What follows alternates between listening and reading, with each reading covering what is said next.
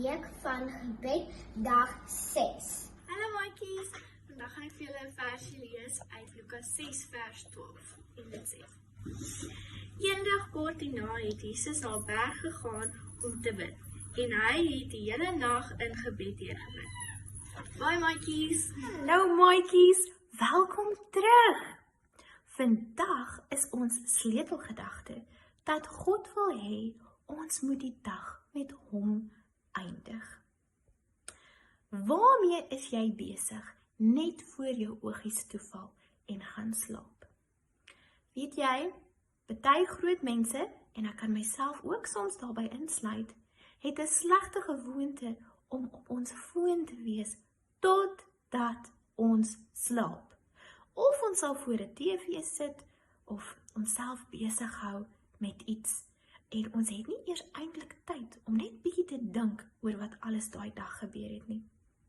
As ek julle bietjie raad kan gee, kom ons neem vandag se sleutelgedagte ter harte. Voordat ons gaan slaap in die aand, moet ons 'n bietjie tyd met God spandeer. Bid en vertel hom van alles wat in jou dag gebeur het. As daar iemand is wat regtig luister, dan is dit die Here. Kom ons luister, wat het Jesus gedoen? Jesus was bekend daarvoor om die hele nag in gebed deur te bring. Op een geleentheid het hy die hele nag wakker gebly om te bid, voordat hy 12 manne gekies het om sy disippels te wees. Dit was nie maklik om manne te kies wat sou voortgaan met die werk wanneer hy na die hemel sou teruggaan nie. Nadat hy sy disippels gekies het, het hy vir hulle gebid. Hy het ook vir diegene gebid wat in die nood was. Weet julle dat Jesus ook vir homself gebid het? Hy het vir God gevra vir wysheid en krag.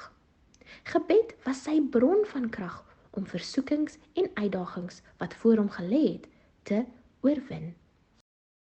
Maatjies, kan julle julleself indink hoe dit moet wees om die hele nag deur te bid?